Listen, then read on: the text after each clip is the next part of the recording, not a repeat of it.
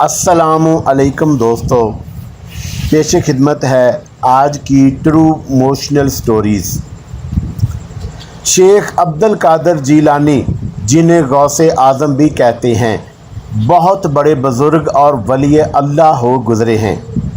आपकी सारी ज़िंदगी तबलीग व अशात इस्लाम में गुज़री। बेशुमार लोगों ने आपसे रूहानी फैज़ हासिल किया। आज भी दुनिया आपकी तालीमात से फैज़ याब हो रही है। आपको बचपन ही से इल्म हासिल करने का बेपनाह शौक़ था। आपने इब्तदाई तालीम तो अपने कस्बे जीलान में ही हासिल की, लेकिन दीन की आला तालीम हासिल करने के लिए बगदाद जाना पड़ता था। उस ज़माने में गाड़ियाँ और मोटर कारें ना थी, इसलिए लोग काफ़िलों की सूरत में पैदल सफ़र करते थे। चुनाचा आपकी वालदा ने आपको भी बगदाद जाने वाले एक काफ़िले के हमरा रवाना कर दिया।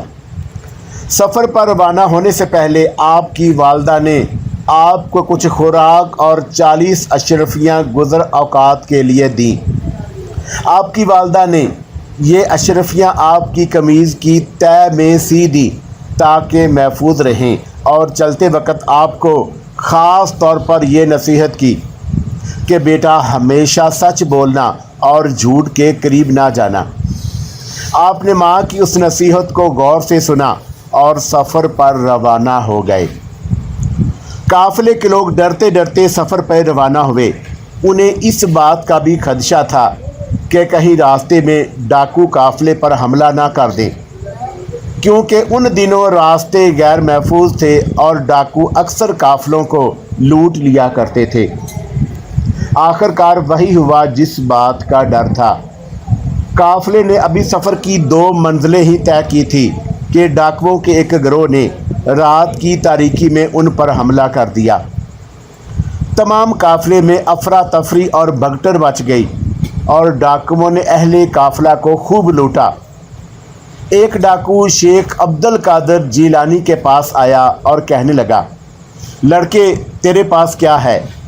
आपने जवाब दिया, मेरे पास 40 अशरफियाँ हैं जो मेरी कमीज़ की तह में सिली हुई हैं। डाकू ने आपकी इस बात को मजाक समझा और हंसता हुआ आगे गुजर गया। इतने में एक और डाकू आपके पास आया और वही सवाल किया। आपने फिर वही जवाब दिया। वो डाकू ये जवाब सुनकर हैरान हुआ और आपको पकड़कर अपने सरदार के पास ले गया। डाकुओं के सरदार ने तअज्जुब से आपको देखा और पूछा, लड़के सचमुच बता तेरे पास क्या है? आपने फिर वही बात दोहरा दी। आपकी ये बात सुनकर सरदार की हैरत की इंतहा न रही। आपने अपनी कमीज़ की तह को खोला तो पूरी 40 अशरफियाँ ज़मीन पर गिर पड़ीं। अशरफियाँ देखकर सरदार की आंखें हैरत से खुली की खुली रह गईं। उसने आपसे मुखातब होकर कहा, लड़के तूने सच बोलकर अपना राज क्यों अफशाश कर दिया, हालांकि तू आसानी से अपनी अशरफियाँ बचा सकता था। आपने जवाब दिया, मेरी माँ ने मुझे नसीहत की थी कि बेटा हमेशा सच बोलना। मैंने अपनी माँ की नसीहत पर अमल किया है। आपका ये जवाब सुनकर सरदार इस कदर मुतासर हुआ कि बेसाख्ता उसकी आंखों में आंसू आ गए। वो सोचने लगा कि एक लड़का ये है जिसे अपनी माँ की नसीहत का इस कदर ख्याल है, और दूसरी तरफ मैं हूँ कि अपने माल के हकीकी के अहकाम से गाफिल होकर बेगुनाह लोगों को लूटता हूँ। उसके दिल से गफलत का पर्दा दूर हो गया और उसने तौबा कर ली और काफ़िले का लूटा हुआ माल वापस कर दिया।